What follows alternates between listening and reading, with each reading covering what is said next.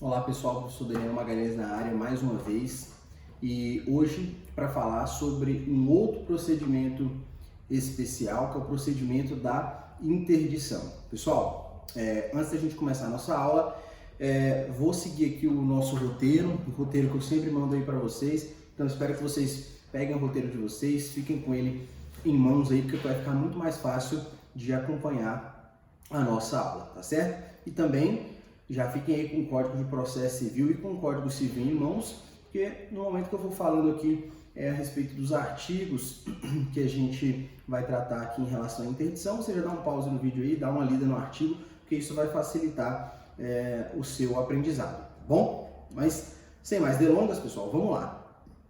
Primeiro é o seguinte, pessoal, esse procedimento que alguns dizem de jurisdição voluntária, na verdade ele não é bem um procedimento de jurisdição voluntária, porque em muitas vezes a ação de interdição tem sim um litígio entre o interditando, que é aquele que se quer interditar, e a pessoa que requereu essa interdição, tá certo? E muitas vezes os interesses na interdição ou não, eles não coexistem aí, tá certo? Então, não será sempre um procedimento de jurisdição voluntária, o procedimento da interdição. Mas vamos lá, pessoal, vamos ao que interessa. O que é esse procedimento de interdição? O procedimento de interdição, ele é um procedimento especial para que se possa fazer cessar ou diminuir ali a capacidade civil de alguém. A pessoa maior de 18 anos que não teve contra si nenhum processo de interdição, ela é plenamente capaz, mesmo que ela tenha algum tipo de enfermidade. Isso é importante, pessoal, por quê? Porque muitas vezes a gente tem a falsa impressão de que uma pessoa, por exemplo, que tem uma debilidade mental, ela seria relativamente ou absolutamente incapaz. Não é verdade, tá? E a partir do momento que essa pessoa faz 18 anos e ela não tenha contra si nenhum processo de interdição, ela é plenamente capaz, tá certo? Então isso é o primeiro dado importante, isso é uma mudança que veio lá com o Estatuto da Pessoa com Deficiência, tá certo? A Lei 13.146 de 2015. Então, pessoal, esse procedimento de interdição, ele serve para quê? Ele serve para poder obter uma declaração do Poder Judiciário de que uma determinada pessoa ela é incapaz para determinados atos da vida civil, ou para todos, ou para determinados atos da vida civil, tá certo? E quem pode ser interditado?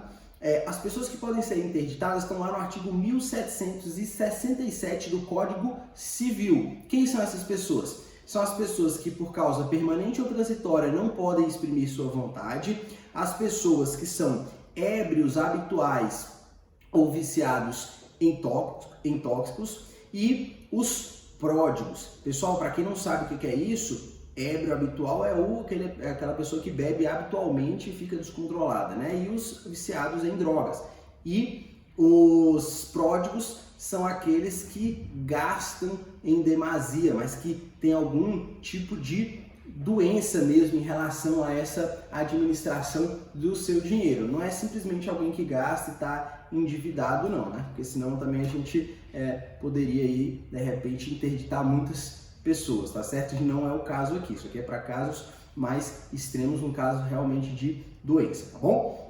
E pessoal, quem são as pessoas que são legitimadas para poder requerer que uma determinada pessoa possa ser interditada, tá? Essas pessoas, os legitimados para ajuizar essa ação, está lá no artigo 747 do Código de Processo Civil, tá? E são elas o cônjuge ou companheiro, os parentes, os tutores, o representante da entidade em que a pessoa, em que o interditando está internada ou que está ali abrigada, e supletivamente, pessoal, o Ministério Público, tá bom? Então vamos lá, quem pode pedir interdição? Cônjuge, companheiro, os parentes, os tutores ou aqueles representantes da entidade onde essa pessoa está abrigada, ou seja, o representante de um albergue, o representante de um orfanato, de uma casa de recuperação, tá certo? E supletivamente, pessoal, o Ministério Público. Sendo, pessoal, que o Ministério Público ele só vai requerer interdição em casos de doença mental grave e se nenhuma dessas pessoas do artigo 747 o fizer, tá certo? Então, lembrando aí que o Ministério Público ele vai atuar como parte, como requerente, somente em caso de doença mental grave e se nenhuma dessas pessoas do artigo 747 o fizer. Mas, pessoal, o Ministério Público ele sempre vai participar do processo de interdição como fiscal da lei, como custos legis, tá certo? Então, se o Ministério Público não for o requerente da ação de interdição, ele deverá ser intimado para participar dessa ação de interdição, tá certo? E aí, pessoal, também não há nenhuma prioridade entre essas pessoas para requerer interdição. Qualquer uma dessas pessoas pode requerer a interdição, exceto o Ministério Público, que só vai requerer se um desses não o fizer. Outra coisa interessante, pessoal, que é possível, e talvez se vocês virem isso numa prova de concurso, na prova da OAB, vocês fiquem, marquem aí errado, sei lá, porque seria impensado, por exemplo, alguém pedir a sua auto-interdição. Isso é possível, tá? Agora, é possível de que forma, pessoal? Eu vou pedir para que eu seja auto-interditado, ou seja, para perder a minha capacidade civil de fazer as coisas sozinhos?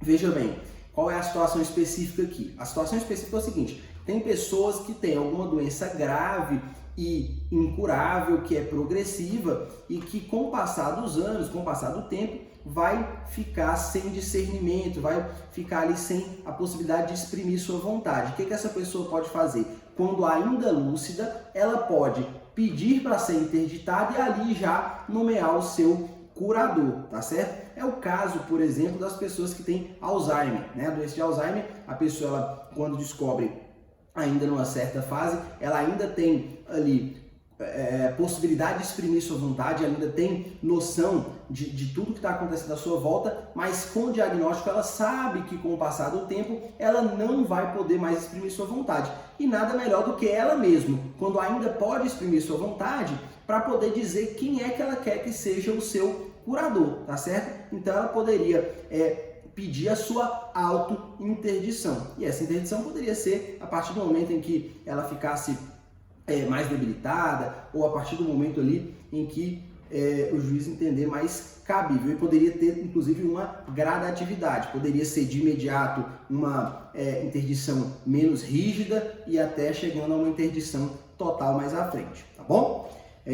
Pessoal, vamos seguindo aqui no nosso roteiro lá para falar agora sobre os aspectos processuais dessa ação. Primeiro, pessoal, petição inicial. Essa petição inicial, ela vai seguir, como de regra, todas as outras petições, os requisitos lá do artigo 319 do Código de Processo Civil, que é endereçamento do juízo, qualificação das partes, fatos e fundamentos jurídicos, valor da causa, enfim, requerimento de provas, tudo aquilo que está lá no artigo 319. Então, deverá então ser cumpridos os requisitos 319 mais os requisitos do artigo 749 do Código de Processo Civil. Quais são então esses requisitos adicionais para a ação de interdição? Descrição minuciosa dos fatos que revelem a incapacidade, informação se esta incapacidade é para administrar os seus bens ou para todos os atos da vida civil, e o momento em que a incapacidade começou, tá certo? Então, os requisitos do artigo 319, mais esses 3 requisitos dentro da petição inicial. E deverá ser juntado com a petição inicial, pessoal, um laudo para provar a alegação, tá? Para provar a doença, a enfermidade, a possível incapacidade do interditando, tá bom? Como qualquer tipo de processo, cabe aqui também a possibilidade de uma tutela antecipada, tá? De um provimento aí provisório antecipado. Ou seja, o juiz, caso tenha urgência e probabilidade do direito, ele poderá nomear um curador provisório para essa pessoa, tá certo? Lembrando que sempre que o juiz for decidir provisoriamente, se for possível, se não for uma extrema urgência, caso de vida ou morte, ele deverá primeiro ouvir o Ministério Público antes de decidir, tá certo? Lembrando vocês que o Ministério Público sempre participa no processo como custos legis, tá bom? Pessoal, depois de iniciado o processo com a petição inicial, deferido ou não a tutela antecipada, haverá um procedimento aqui de entrevista do interditando, ou seja, o juiz vai pessoalmente interditar aquela pessoa que vai ser interditada, ou que pretende-se seja interditada. Então o juiz vai marcar data e hora para que essa pessoa compareça na sede do juízo para que ela possa ser entrevistada pelo juiz. E o juiz ele vai perguntar sobre a sua vida, negócios, preferências, laços familiares e afetivos, tá certo? O juiz pode perguntar ainda o nome, que dia é hoje, enfim, várias outras coisas para poder ali perceber algum grau de debilidade naquela pessoa, tá certo? Isso não significa que o juiz esteja fazendo uma perícia ou que esteja avaliando questões técnicas, de técnica médica, tá, pessoal? O juiz ele ali só está tirando algum tipo de argumento para se convencer se aquela pessoa ela deve ou não ser interditada e qual que é o grau de interdição que aquela pessoa deve ter. Então essa entrevista ela é muito importante. E essa entrevista ela deverá ser acompanhada por uma equipe multidisciplinar que auxilie o juiz a entender aquilo ali, a verificar todas aquelas situações.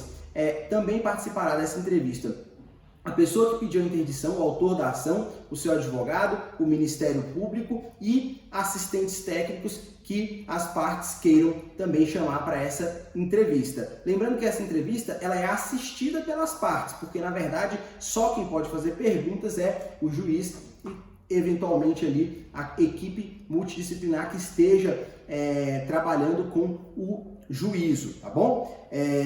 O que mais que a gente tem aqui em relação a essa entrevista? Essa entrevista está lá no artigo 751 do nosso Código de Processo. Dá uma olhadinha lá para vocês verem aqui o que tem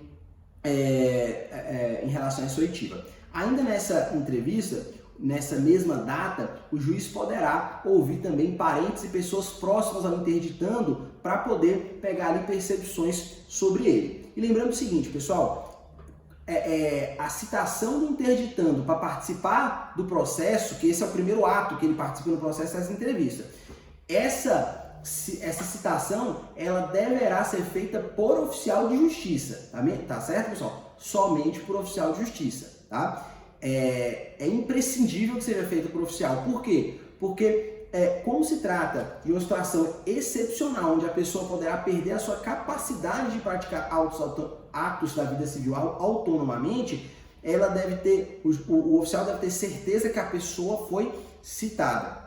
E, além disso, pessoal, tem uma disposição interessante aqui que é o seguinte: caso a pessoa não possa se locomover, seja difícil para ela se locomover, o juiz deverá ir até o local onde ela está e ouvi-la no local onde ela se encontra, tá certo? Pessoal, após essa entrevista, petição inicial, deferimento ou não da tutela provisória, entrevista. Após a entrevista, começa então aí o contraditório. O interditando, aquela pessoa que se quer interditar, vai ter 15 dias a partir da entrevista para poder impugnar o pedido de interdição, podendo inclusive nomear advogado, tá? O interditando pode inclusive se valer de advogado para poder ali contestar esse pedido. E qualquer parente do interditando que discorde do pedido de interdição também poderá participar ali do processo como assistente do interditando para que ele não seja interditado, tá certo? E a falta de manifestação, isso é muito importante, pessoal, a falta de manifestação do interditando, ou seja, a falta de contestação do interditando, não gera o principal efeito da revelia, tá? Não gera o principal efeito da revelia, que é justamente a possibilidade de se considerar verdadeiro aquilo que o autor disse. Até porque, pessoal, a gente está tratando de um direito indisponível, tá certo? Então, quando se trata de direito indisponível, a gente não se dá esse principal efeito da revelia nesse sentido, tá? Passado o prazo para impugnação, o juiz mandará realizar a perícia para verificar a capacidade do interditando. Pessoal, então, passado esse momento do contraditório, o juiz mandará fazer a perícia no interditando, ou seja, uma perícia por uma equipe médica, por uma equipe multidisciplinar, médicos, enfermeiros, assistentes sociais, psicólogos, psiquiatras, para que possam avaliar a capacidade daquela pessoa que está sendo interditada. E essa perícia, pessoal, ela é obrigatória, tá certo? Então a perícia é parte do procedimento e ela é obrigatória e não pode ser pular essa fase da perícia, tá bom? Mesmo que na entrevista o juiz já tenha tido várias percepções sobre a incapacidade da pessoa, mesmo que ele tenha convicção da incapacidade, ainda assim ele deverá fazer a perícia, porque o nosso código, lá no artigo 753, ele exige que se faça essa perícia, tá bom? E que ela é obrigatória, então. Essa perícia ela pode ser realizada por um único perito ou por essa equipe multidisciplinar que eu disse para vocês. Existe que o laudo da perícia seja indicado, se for o caso, que no laudo da perícia seja indicado, se for o caso, para quais atos da vida civil essa pessoa ela não pode exercer autonomamente. Basta a gente imaginar o seguinte: uma pessoa que está sendo interditada pela prodigalidade, ou seja, uma pessoa que tem uma doença de gastar demais, em excesso, exacerbadamente, ela pode ser interditada, tá? Agora, essa pessoa, o problema dela é com o dinheiro, é com gastar. Então, nesses casos, o juiz pode, inclusive, conceder a curatela, ou seja, interditar essa pessoa somente para os atos de disposição patrimonial. Mas essa pessoa poderia, por exemplo, casar. Poderia casar no regime de separação de bens, sem que alguém tivesse que autorizá-lo a isso, sem que o curador tivesse que autorizá-lo, ou, eventualmente, ele poderia praticar atos da vida civil que não implicassem em disposição patrimonial, tá certo? E isso, então, teria que estar colocado ali no laudo e na sentença. A gente já vai ver mais à frente, tá bom? O laudo ainda deve avaliar a possibilidade de, ao invés de interdição, adotar o instituto da tomada de decisão apoiada. Pessoal, isso aqui é uma alteração lá da lei da Lei 13.146, que é o Estatuto da Pessoa com Deficiência, de 2015. É uma alteração importantíssima. Por quê, pessoal? Se tinha antigamente a noção de que a pessoa deficiente, seja qual fosse a deficiência dela, ela era incapaz. Depois passou-se a lutar por dar autonomia a essas pessoas. Essa Lei 13.146, ela dá um pouco de autonomia para essas pessoas. Por quê, pessoal? O que é esse Instituto da Tomada de Decisão Apoiada? Ou seja, o juiz, em vez de interditar a pessoa, ele vai pedir para que a própria pessoa nomeie no mínimo duas outras pessoas da sua confiança e do seu convívio, que irão auxiliá-la na tomada de decisões, tá certo? Pode ser, por exemplo, pessoal, uma pessoa que tem uma doença mental leve, que tenha discernimento, mas que tenha alguma dificuldade mental. Essa pessoa, ela não precisa ser necessariamente interditada, ela pode praticar os atos da vida civil por ela mesma, bastando que se proceda com esse instituto da tomada de decisão apoiada, que nada mais é do que a própria pessoa, o próprio interditando, escolheria duas pessoas no mínimo para lhe ajudar nessa tomada de decisão. Então, quando essa pessoa quisesse, por exemplo, comprar um carro, ela pediria vamos dizer assim, pediria para essas duas pessoas uma opinião, essas duas pessoas ali lhe dariam uma opinião, mas o ato seria praticado pela própria pessoa e não por essas pessoas que estariam lhe ajudando nessa tomada de decisão apoiada. Isso é muito importante para dar aí autonomia a essas pessoas, tá certo? E, por fim, não é necessário audiência de instrução e julgamento, ou seja, não é obrigatória a audiência de instrução e julgamento. Estou falando isso porque no Código 73 antigamente era obrigatório, agora já não é mais. Pessoal, já no final do nosso procedimento a gente tem a sentença, lá no artigo 755. A sentença de interdição ela tem várias nuances muito importantes, pessoal. E aqui eu já passo ao primeiro nuance de uma sentença de interdição, que é o seguinte: é a nomeação do curador, ou seja, aquela pessoa que vai cuidar, que vai administrar a vida do interditado, tá bom? Então a sentença que decreta a interdição, ela nomeia o curador definitivo para o interditando. Essa sentença deve ainda observar as características pessoais do curatelado para poder nomear alguém que melhor possa, da melhor maneira possa ajudar esse interditado a ter autonomia, a ter uma vida normal. E, inclusive, pessoal, essa pessoa, esse curador, ele deverá auxiliar o interditando a tentar tratamentos para que ele possa conseguir ter mais autonomia ou até, quem sabe, um dia ter uma autonomia total, tá bom? O juiz ele pode ainda conceder uma curatela compartilhada entre duas pessoas, tá? Para auxiliar esse interditando. E o curador ele deve prestar contas, pessoal, anualmente. Então, uma vez por ano, o curador ele vai prestar contas dos bens do curatelado, tá certo? Do interditado, tá bom? Ainda na sentença de interdição, o juiz deverá indicar, pessoal, os limites dessa interdição. Por quê? Como eu falei para vocês, pessoal, a interdição ela não é uma coisa só. O juiz não interdita a pessoa para tudo e pronto, acabou. Em algum momento da história, em algum tempo, era assim e foi assim. Mas, pessoal, vejam bem, é muito complicado você impedir que uma pessoa pratique qualquer ato da vida civil se ela só tem problema em uma parte da sua vida, como, por exemplo, o pródigo. Ele só tem problema com a disposição de patrimônio. Então, vamos interditar ele só para essas situações. Então, vamos colocar alguém para curatelá-lo, para poder administrar os seus bens, mas os demais atos da vida civil, ele poderá praticar autonomamente. E isso, pessoal, os limites dessa curatela, os limites da interdição, eles devem constar expressamente da sentença, tá certo?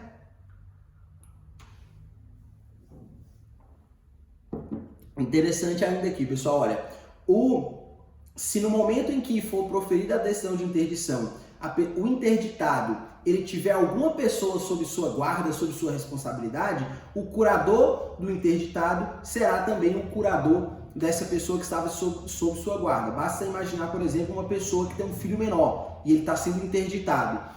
O curador do interditado será também o curador do filho menor. Ainda tem uma outra disposição que está lá no Código Civil, no artigo 1779, que vai nessa mesma linha e que diz o seguinte, que estando grávida a interditada, a mulher interditada, o curador será o mesmo da mãe e do nascituro, tá bom? Então, sempre que o interditado tiver alguém sob sua guarda e responsabilidade, o curador do interditado será também o curador dessa pessoa, a não ser que o juiz decida de forma diversa, tá bom? E tal qual eu já falei lá em cima, o juiz pode optar, ao invés da interdição, pela tomada de decisão apoiada, tá? Já expliquei para vocês o que é isso. E essa sentença, pessoal, ela tem uma característica de publicidade ampla. Por que isso, pessoal? Porque quando uma pessoa é interditada, eu tenho que dar ampla publicidade para que as pessoas que eventualmente venham a conviver com essa pessoa, a fazer negócios com essa pessoa, saibam que ela é interditada, para quais atos ela está interditada, para quais ela pode exercer autonomamente. Então, para isso, o artigo 755, parágrafo 3º do nosso código, ele traz para a gente uma publicação especial dessa sentença. Ou seja, a sentença ela será inscrita no registro das pessoas naturais, ou seja, lá no cartório de registro, onde essa pessoa foi registrado o seu nascimento, na certidão de nascimento dele, será registrado ali que ele foi interditado e quais são ali os limites da sua interdição. Mas, além disso, essa sentença ela será publicada na internet, no site do tribunal e na plataforma de editais do CNJ e ficará lá por 6 meses. Além disso, ela deverá ser publicada na imprensa local uma vez e deverá ser publicada no órgão oficial, ou seja, no diário oficial aqui do DF, por exemplo, ou de qualquer outro estado ou até da União, 3 vezes com intervalo de 10 dias entre essas publicações, tá certo? Então, essa sentença ela será publicada na internet e no site do CNJ, na plataforma digital do CNJ, e ficará lá por 6 meses. Ela também será publicada na imprensa local, né, rádio, TV, jornal local, uma vez e 3 vezes no órgão oficial, diário oficial, com intervalo de 10 dias entre essas 3 vezes, tá certo? Pessoal, o principal efeito dessa sentença, ele tem um efeito principal dele, é um efeito constitutivo, ou seja, há ali a alteração de um estado de uma pessoa que era capaz para uma incapacidade, tá certo? E por ser uma decisão constitutiva, ela tem eficácia ex nunc, ou seja, ela tem uma eficácia de efeitos proativos para frente, né? E não efeitos retroativos, tá bom? Então, a única ressalva que eu faço aqui é que se tivesse sido concedida a tutela provisória para interditar a pessoa, a partir da tutela provisória já estão valendo aí a interdição e a partir daquele momento ali já tem a eficácia da interdição, tá bom? O recurso possível da sentença de interdição é o recurso de apelação, como vocês já estão aí carecas de saber, e a única diferença da regra geral aqui é o seguinte: essa sentença de interdição ela terá eficácia imediata, então a apelação contra a decisão, contra a sentença final que julga procedente a interdição, ela não tem efeito suspensivo, tá certo? Enquanto que uma sentença de improcedência na ação de interdição, a apelação da sentença de improcedência terá efeito suspensivo, beleza? E pessoal, chegando aqui no final, terminando nossa aula de hoje, o nosso último tópico é sobre a cessação da interdição, ou seja, sobre o fim dessa interdição, que pode ser que a pessoa interditada tenha adquirido autonomia e não precise mais de alguém para curatelar. Então vamos lá, pessoal. Quando cessa então essa interdição? Essa interdição ela poderá ser levantada quando acabar o motivo da incapacidade, tá? E ela será feita pelos mesmos moldes do processo de interdição. Então, a gente não falou agora do procedimento de interdição, que você tinha uma petição inicial, tutela provisória ou não, entrevista, o contraditório, a perícia e a sentença. O levantamento da interdição é da mesma forma, segue esse mesmo procedimento. Só que na petição inicial, em vez de comprovar a incapacidade, você vai comprovar a capacidade e em que momento se deu essa capacidade, tá certo? Poderão requerer o levantamento da curatela o curador, o interditado ou o Ministério Público, tá lá no artigo 756, parágrafo 1º. Pessoal, é importante lembrar que o levantamento dessa curatela, ela só se dará se tiver acabado o motivo que concedeu essa interdição. Então, basta a gente pensar o seguinte, por exemplo, uma pessoa que eventualmente tinha um diagnóstico ali de Alzheimer, estava muito ruim. Aí a medicina avançou, criou um remédio, essa pessoa tomou o remédio e voltou ao seu estado normal. Ou seja, acabou o motivo da incapacidade. Então poderá ser levantada essa curatela, essa interdição dessa pessoa, tá bom?